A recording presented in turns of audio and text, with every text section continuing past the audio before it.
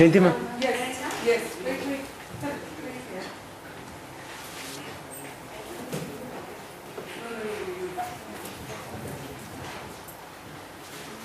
So, I hope it was an interesting movie or clipping to watch and informative.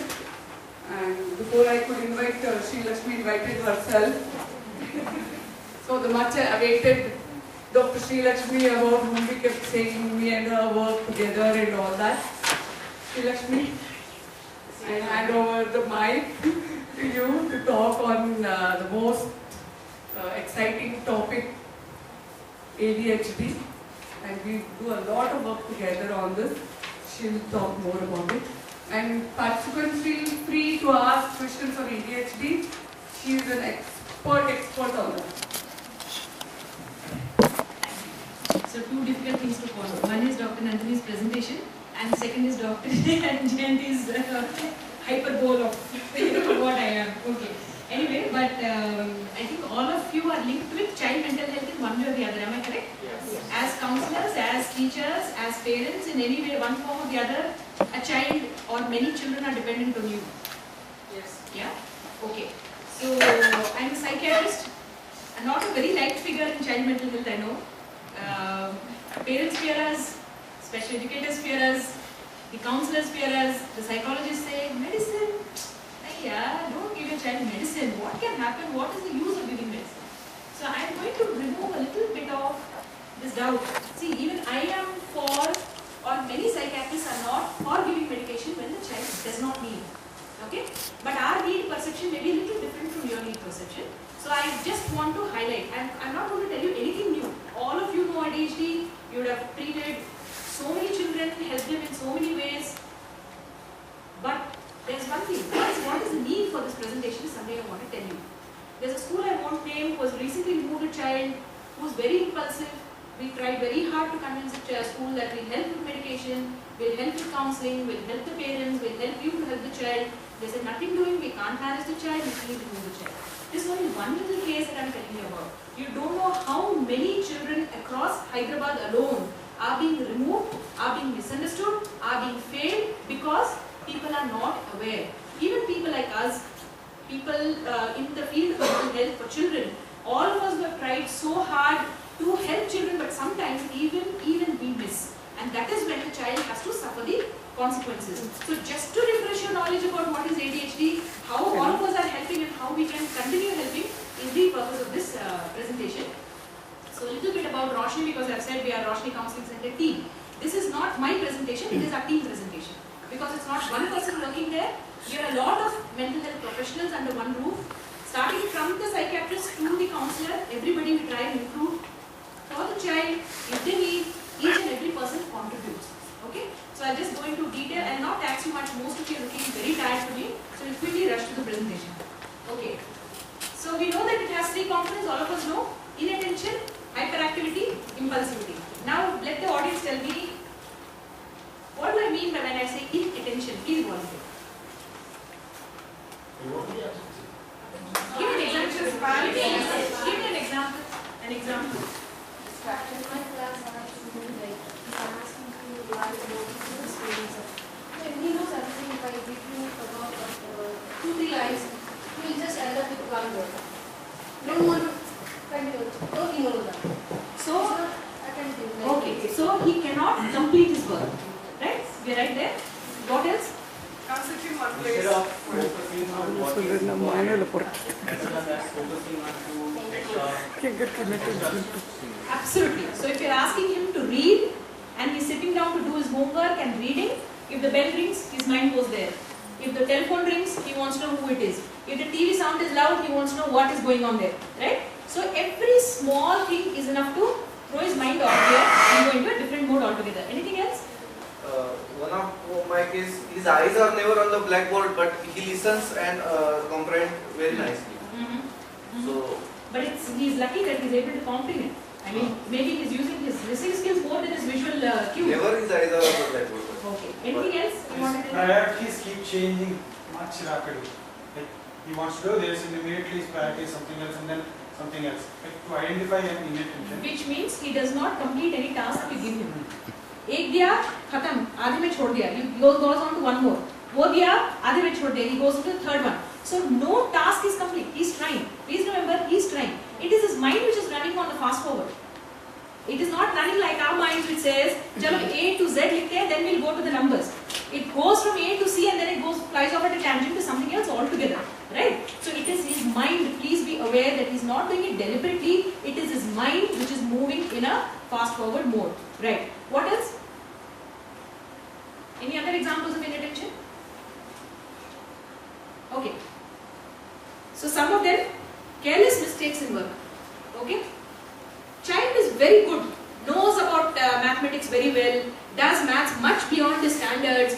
However, he will probably do a plus for a minus for a division, and he will mess up with the symbols. Not because he doesn't know, not because he doesn't know mathematics, but because he is making careless mistakes. He is not being careful enough to do his work properly. Right? Work is very messy. Any child with inattention, you will see written, rubbed, dirty, torn. Okay, pages, and the teacher writes dirty work at the end of it.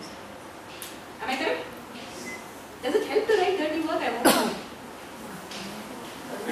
He can't help himself. You can help him. And then at the end of it, the teacher writes dirty work, very dirty work. What happens at the end of it? Is it? It is your own work. You're making it even more difficult. What is going to happen? He's going to get demoralized. He's going to be even more anxious next time. Probably instead of rubbing, he's going to make a hole there. Right? It's your own life that is difficult. Then what you have to do? You have to buy a new book, you have to call the parent who's shouting on top of his voice, boy, why did you write such a remark? So it's everybody's life is tough. Right? Okay. Incomplete tasks like we agreed on, does not seem to listen. Many children and parents come with a complaint that my child does not listen. Okay? But they have another addition to that. But he sees TV doctor. How is it that he is not listening to me but he is watching TV? That means he is doing it deliberately. No, that is why he wants to watch TV, he is interested, he is stubborn, he is lazy, he doesn't want to work, so he doesn't listen to me. So many bad words for a poor kid who has an attention. TV is ever changing. New things come up, new colors come up. He can pay attention, right? Same old boring stuff, same old writing, the cat ran after the rat or whatever it is. And how long you want to read? Yeah? You tried reading your own books 3-4 times, you can't do it, right? Okay. And these are the daydreamers in the class. Please remember, many children appear to be lost in their own world, thinking something. I'll give you my own son's example. Why are you not paying attention in class? I was thinking about Shin-chan in class. I thought it was very important to me. Okay? He's small. So the child in front of you has a lot of fantasy thinking going on in his mind. Okay? So, before you judge him as careless, inattentive, please put yourself in his shoes. Does not follow instructions. Teen kaam bata diya. You go upstairs, put your shoe or put your dress back in the cupboard, get me a book from there. He will go and remove his shirt, put it there, and he will come back again with everything else. Right? He's forgotten. He's forgotten. He is not doing it deliberately. He has forgotten your told him 3 things. His mind had grasped only one thing. See, whenever you have to remember, you have to concentrate first, right? If you have to read a sentence from first to last, it has to get into your mind first, right? You should be paying attention to, for example, does not follow through instructions is what any child should be reading. If he reads does not and his mind goes elsewhere, he is not paying attention. Okay? He is very disorganized. These are the children who lose their pencils, copies, does not get the right book for homework, does not get the test paper on time, and sometimes leaves the school bag behind also. Okay. Self does not like tasks with sustained attention. For example, homework. It's a big battle. Any mother who has an ADHD child will know how difficult it is to make a child sit down and finish homework which should have taken it exactly 10 minutes if he paid attention. Because he has the brains for it. But he ends up doing it for nearly 3 hours, 4 hours, mother shouting, yelling, beating, the child crying, everything goes bad. Okay. Here, if it is an ADHD child, the parent says that no, I'll say that no, we are going, once you finish this homework in 10 minutes, I'm taking you out for a movie. Yeah. Then he immediately writes very fast. Because I will come to that. Why? I will come to that. Yeah. Loses things often, distracted by external stimuli which all of you have nicely covered. Hyperactivity. Will you believe ADHD you can identify even in infants in the crib? Okay? Not all children grow into ADHD. However, when we see ADHD children by the age of 7 or 8 and then look back at how they had been as children, as infants, you find that these are the ones who are very active in the crib. Even when sleeping, their hands and legs are going on. Okay? They don't sleep. They don't let the mother sleep. They cry more often and easily upset by noise, light and temperature. Okay? But tomorrow if you have a child of your own or you have your sister's or brother's child, if they get easily upset by change in routine or light, don't think, oh my god, this girl will go to ADHD. It is not necessary. It is not necessary. Only something. Okay? You won't believe if you do a subject like ours, okay? And unfortunately, throughout my pregnancy, I was posted in child psychiatry. From the time my son was born, he was under a microscope. Arey, ye kya hai? This is good, this is bad. This is good, this is bad. So let the child grow. Okay. As toddlers, always on the go. Seems to be a machine. Okay? On the move. Jumping over furniture all the time. Either sofa pe gaya, then he'll climb on the bed, then he'll climb on the window and he'll try and jump from there. Okay? Difficulty in participating in sedentary activity. Give an ADHD child crayons and a drawing copy and say, please draw. You will see how much he will draw. 2 minutes, it is over. He's going somewhere else. Right? So quietly to kabhi. Okay. School age. Sit still. Don't move your hands and legs. Don't move the person next to you. Don't disturb the other child. I'm sure you have lots of children in your class whom you have to pass such comments on. Okay? Sit still, sit still, sit still is something that we keep on telling these ADHD children. Cannot engage, same thing. Always on the go. And they talk excessively. You can't just stop them from talking. And when they're expected to sit somewhere, they start moving. See, in schools, in Hyderabad, I'm again going to point out, 2.5 years old are supposed to sit on a table, in a chair and table and do their work and write with good handwriting. I don't know how that superhuman beings are born in Hyderabad, but they are expected to do it. Right? It does not happen. Development has to go according to age. Development has to go according to the child's abilities, and we have to give every child time to go there where he is wanting to get. Okay? However, at certain ages, for example in class 2, class 3, even class 1, you are expected to sit for half an hour in the class. They won't be able to do it. Khana adha khaya, half roti gone inside, the child is gone somewhere else from the table. Okay? So when they are expected to sit, they don't. Adolescents, fortunately, by the time they are 13, 14, 15, most of the hyperactivity goes away. So you don't find a 14, 15-year-old suddenly rushing out to the room, okay, suddenly jumping up on a sofa, jumping down. Things like that don't usually come to our notice. However, they are still very restless. They can't focus for very long.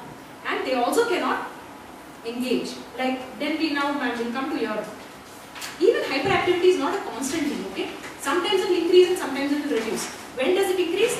When they have to do homework, classwork, puzzles, anything that sustained attention is required. And boring tasks. We got also bored, okay? Maybe because we don't have ADHD, we'll have an attention span a little more than an ADHD child. But catch yourself doing a boring task from morning to evening. Okay. Now don't tell me your lecture is boring and you don't want to walk out. Okay.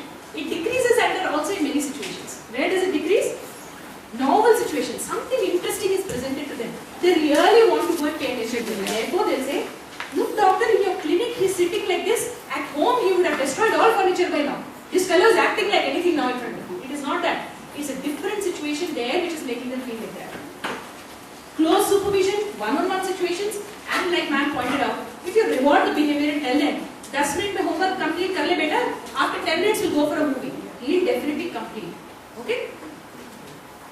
Impulsivity. Give me some examples of impulsivity, please. What is impulsivity anyway? Without thinking, it is act. So without thinking that, wonderful. Please give me some examples of impulsivity. In children you may have seen. Like if they're playing a game, they cannot wait for it and they just, for example, they're playing a board game. They'll pick up the dice and they want to do it out of turn. Absolutely. Or they may just swallow it and dive on to something else. Absolutely. But that of course will come more under inattention. Impulsive. Just running on the road without looking here and there. They start running on Across the the road. road. What else? Somebody said something, I have to reply back. I cannot wait for 2 minutes. Hitting others. Yeah. True. By- What else? What else? By mistake, if someone's hand or this way stuck, so immediately he slaps you. Okay. See, the thing is, it is involved in all of us. We want to run on the road. We want to hit the person who has been misbehaved with us. We want to answer the first in class, but we are all trained ourselves, our forebrain trains ourselves that don't do it. Okay, it is not socially acceptable. They don't have this control over themselves. I had a friend, neighbor actually, whose son was ADHD, okay? She put her hand inside to take out the chutney from a mixie and then first fish it out. Okay, that is how impulsivity can be present. These children are very accident prone. You tell them, don't touch the cooker, beta, it is very hot. Next minute they will go and touch it. Just to find whether it is hot or not. Okay? Sockets, electric sockets are very dangerous. Don't go there. They will try. Dekhte kitna current marta hai. Okay? That's because they can't stop. They can't stop. It is not that they don't want to. They can't do it. Okay? Have you ever felt like thinking and saying, "Acha, isme डालने से सही में current marta hai?" We don't do it. But our sense tells us don't do it. But for that child it doesn't. Okay. No fear, no? No fear. From the consequences. Even if they have a fear of consequences, they can't reapply it again. So they're very impatient. Catch them standing in a queue. Okay? The one question I ask all my parents who get children with ADHD: are you afraid to take your child to a movie or a mall? Yes, madam. Kab haath chhod ke bhag gaya, I don't know. I have to keep searching for him the whole time. Okay? Blurting out answers. This will be the child who will be standing up in class and saying, and not even raising their hand, they will blurt out the answer. Difficulty in waiting for turn. Okay? Interrupting others. Fails to listen to others, grabs others' objects like you were saying, and very accident prone. Dangerous activities without considering consequences. Now, ADHD can come in various combinations. Child can be very hyperactive, impulsive. A child can simply be inattentive. Okay? I'll give you examples of some of the children in the high and gently I've seen. Child is brilliant, has IQ 120 plus. Okay? Very artistic, draws. So grossly inattentive. He's been passed with difficulty till 6th standard. Never recognized because he's the inattentive type. He doesn't cause disruption in class, so nobody's bothered. If the child keeps getting up, pushing the other children, falling down himself, you want to pay attention, right? कि पता नहीं कल को क्या हो जाएगा, what heavens will fall, and parents will come and fight. He will break somebody's head. Okay. But for an inattentive child, he'll be sitting quietly in the corner of the room, dreaming, not paying attention to what you're saying. Okay. Very good in the subject, or he understands concepts are very good, but fails miserably in the exams. Okay?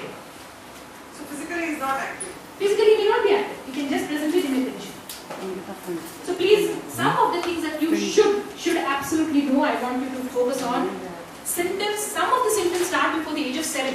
ADHD does not start in adulthood. Okay? You cannot have an ADHD adult without having ADHD in the childhood. Please remember that. Okay? And if a 2-year-old runs around, it is okay. But if a 9-year-old is running around in the class, it's not okay. So, it has to be developmentally appropriate. The behavior. If it is inappropriate only, it becomes ADHD. So, easy way to find out, is he more active than other children of his age? Okay? How is he in comparison to other children in the class? Is something that we can ask. And it causes impairments in at least 2 of the areas. Either studies are going, or friends are going, or parents ke saath something is happening. And that is in 2 areas of home, play and school. Okay. There are lots of associated symptoms that can occur in ADHD. ADHD child is very stubborn. He says, you give this to me means you give this to me now. I will not listen. And he will roll on the floor, you have throwing a tantrum. Right? And very loud. Little things will start off laughter, little things will start off crying. And the child himself is puzzled, why am I crying like this or why am I laughing like this? But he will not be able to control. Okay? And they are very prone to accidents like I told you, and many children are very aggressive. Why does it occur? Why does ADHD occur? Okay, you have heard Dr. Nandini tell you what you can do, but why does it occur? We really don't know. Okay? They are only theories. It says that maybe genetic, because either father or mother or some other uncles, aunts may have suffered from it. But when you tell this, it usually backfires. Recently, a couple came with a child who has ADHD. The mother kept asking, is the father responsible for the condition? I'm sure, doctor, this is the father. She kept asking me and she kept asking Jayati, tell me where it came from. I'm sure it is the father. I mean, kya karna? Abhi, what will you do? You can't do anything. The genes is not father deliberately to come and put it in the child, right? So, it happens. It's a genetic, but definitely there is a genetic difference. It seems to be more common in boys. So, all mothers with boys, please be careful. Any kind of insult is developing brain. For example, mother had infection during pregnancy, had poisoning during pregnancy, and so on and so forth. Let's not go into that. It is seen that family dysfunction may not cause ADHD, but it may worsen it. So, if you wanting to know where it happened, how it happened, and why my husband caused it, and then keep on blaming me every day and say, "Tere wajah se hua ye." It is because of you the child is like this. You keep fighting with each other. And what happens to the child? You're providing a wrong atmosphere in the home, stressful atmosphere, and the child's ADHD worsens. You can see the children who are emotionally deprived, especially when they kept in foster homes, also have ADHD. So what happens to such children? Can anybody tell me what happens? Have you followed up a child who had ADHD childhood? What happens to such children? True. They're generally having low self-esteem about it. Very good. What else? Isolated by others. Very good. And they're rebellious. Wonderful. What else? Rebellious. Very good. What else? ODD can develop. Yes. That is back answering and fighting, right? So you've covered almost all. Get demoralized, rejected, poor self-esteem, impaired academics, interpreted as others as lazy. You won't believe how many children come to us where the teacher has told the parent either your child is mentally ill. Mentally ill is a very big term to use for a child. Mentally ill? My child, you tell me mentally ill, I'll show you. Okay, how dare you say that? That's what the parents come frightened. My child is mentally ill, what is wrong? Okay? They come up with, your child is very lazy, no use, useless, worthless. And you are the ones who will bring up a confident child into this world, okay? It is the teachers, the parents and people like us, all of us, who bring up a confident child. I think all of you will agree with me that a child may not be very brilliant, but needs to be confident to survive in this world, right? And it is in our hands, please remember that. And leads to a lot of family discord because we blame each other for it. Strained parent-child relationship also occurs because most children are blamed for these activities. Let's say this fellow is doing it deliberately. He is deliberately causing this trouble. He is not listening to me purposely. So many children come to that. Okay, what to do? First is awareness. This is one such exercise. Parents and teachers, and whenever we collect information, it is not only from the parent. We try and contact the class teacher and ask what is happening. We try and call the siblings and find out what is happening. But please remember, there are no laboratory tests for ADHD. Why ADHD? No laboratory tests for any psychiatric condition. Okay? One of my patients came and said, "Doctor, you called me a psychiatric patient, now you prove it to me." How will I prove?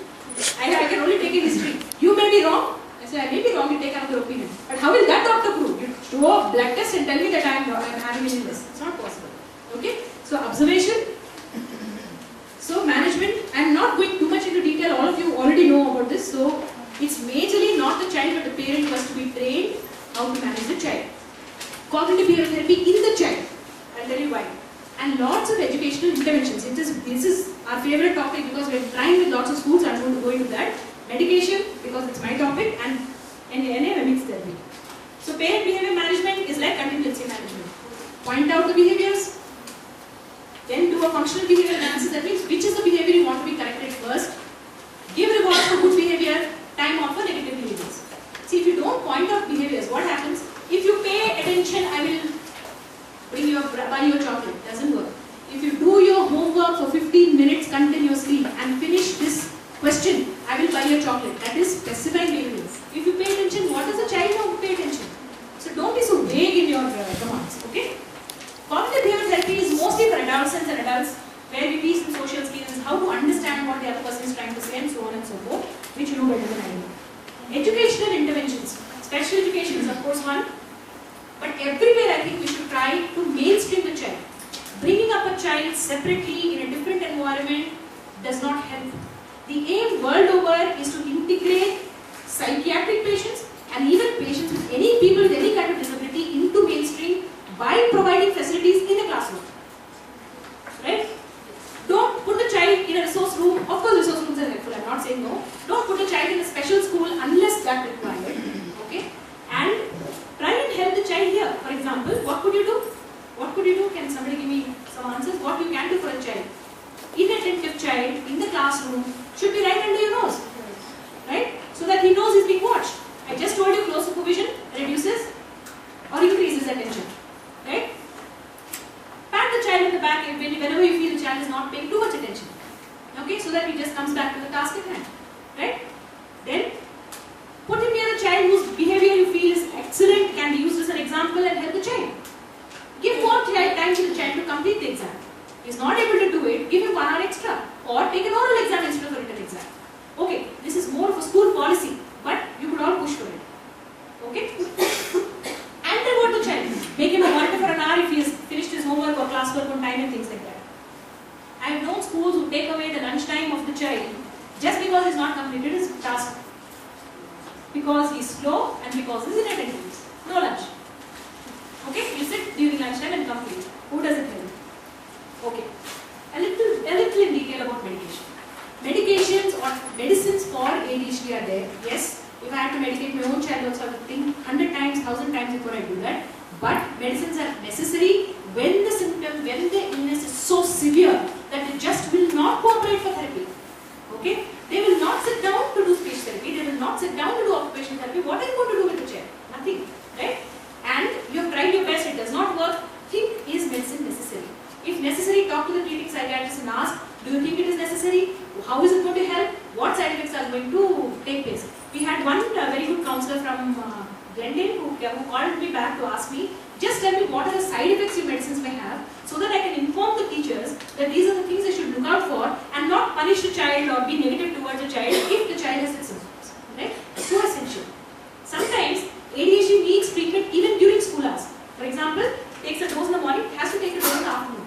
Who will give? The class teacher has to give. Okay? So please be open to such ideas. Sometimes, yes, side effects are there. You can't take a painkiller without getting acidity. How can you take such a big medicine as for ADHD and not get side effects? There will be headache, there will be stomach pain, there will be loss of appetite, there may be irritability, okay? Delay in sleeping, and some studies say that the growth also may be affected. But, however, since I've said that, growth, therefore we give drug holidays also. So, summer holidays, take off all medicine. Okay? So, whatever is missed out, it's not permanent, it's a reversible thing. So, whatever is missed out when you're giving medicine, you'll catch up when he's stopped the medicine. Right? The good news is, you are more important than us. Because no psychiatrists are here, I'm able to say it confidently. Okay. Behavioral interventions are superior to medication in improving academics specifically. So, role of a teacher or a parent, and especially a teacher and the school, there are no two ways about it. Combined is even more powerful. Okay? And when you do adequate behavioral management in the class, we can actually reduce the dose of medication. So, if you help the child by giving him extra time so that he is not compelled to pay attention to finish in time, I can reduce the dose of medication and therefore reduces side effects. Right? Not so good news is, many people think food restrictions, we don't include wheat, we don't include preservatives, we really don't know, it is still a matter of debate. Okay? If the child grows up with ADHD, what can happen? They can go into drug abuse. Okay? And medicines usually do not have a long-lasting effect. That's really bad news, right? You start the medicine now, you expect that, okay, I'm taking antibiotics for fever, I will not get it again. ADHD, we are not too sure whether I give it for 6 months to 1 year, it's going to have a long-term effect and ADHD never comes back. Then why do we treat it out? Why subject the child to so much medicine? Isn't it? Why treat? Is because when you're treating the child then, he's able to study better. We not look at long-term, we look at now. He's able to study better, he's able to focus better, he's able to play with his friends better, he's going to be less accident prone, right? Even other things like conduct and all will develop less, like stealing and all. Better social skills and therefore better self-respect and therefore a more confident child. So when you tell the child, okay, when you say therapy, fine, but when the child really needs it and you say medicines, don't take, you know how much damage it is to the child. So please talk, ask, and let's coordinate. What happens in the long run? 50% come down completely, zero it becomes. Usually it resolves between 12 and 20. Some hyperactivity goes away completely, but inattention persists. So it will come out in jobs, careless mistakes, not very restless, not able to sit in one place, these kind of things. And when it is only partially reduced, like I told you before, they are very, very prone to antisocial behavior and drug abuse. Okay? How to interact, just briefly. Tell the child what you want. This is for every parent, teacher, any adult who deals with a child with ADHD. Tell the child what you want. Praise the child when he shows the behavior. You want the child to pay attention, you pay attention first. Okay? I tell my son, don't play so much on your PSP. Yesterday, by the way, he came and told me, Mommy, you're not on Facebook today, any problem? I realized probably I'm on the internet more than he's on the PSP, right? I'm expecting him to pay attention, but I myself am not doing it. So let's moderate first, let's bring about the change ourselves, reward, Remember, small things. Boon se ghana barta hai is what every drop goes to make an ocean. Small behaviors build up to become a desirable behavior. Okay? And like the rest, be reward and punish immediately and consequence will regrets. Okay. Please avoid physical punishment. Beating a child who does not really cannot help himself is of no use. If you hit a lame animal and ask it to run a mile, it will not be able to do it. Similarly, because we cannot see a mind of a child who is having ADHD, by forcing for hours and hours and hours of study and saying you expect the best out of him is just not fair. Please remember that. The mind is not cooperating, not the child. Can you elaborate on consequence for inappropriate behavior? Time out, for example. Time out is a technique which all of us would have used. If supposing he is very aggressive with the child next to him, you would have time out, or maybe mother to withdraw attention for some time. I think Janti will be doing a better job. Okay. For all the teachers among you, be flexible, please be sensitive. Okay, be aware, and also I want to focus a little on the fact that they will be inconsistent. One day they do a brilliant job, next day they do shoddy work. Okay, but just because you did brilliant once, now you also have to do that means you are acting now is a wrong stance to take. Right? Yes. And stability of the routine. See, you want the child to learn a chapter, for instance. Okay, let them learn the chapter, but maybe you could vary in between the chapter. Use different color pens to underline. Use different modalities to teach the same thing. Kisi ko you read from the book, after some time you show him pictures, then you show him flashcards, then you have an audio-visual cue. Okay, same material but different sources. It keeps his attention. Okay, and preferential seating like we already discussed. What we do in Roshni Counseling Center is immediately a child comes, his first evaluation by psychologist by whatever means are available. Then next we do is coordination with the teacher to find out what is happening there. Coordinate as well, support the parents to understand that this could be a lifetime illness or it could be a very bad illness and that they need your love and support much more, okay, than before. Medication we add if required. Please see that I have put myself at the end of the thing, okay.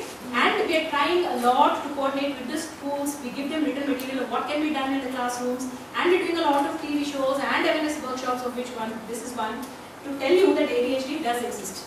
Okay, take home messages are illness that is chronic and disabling, awareness is and readiness, both. Medicate if necessary, multimodal approach is even better, and all of us need to help. So parents, teachers and us is mental health professionals, and like Obama says, yes we can. Thank you.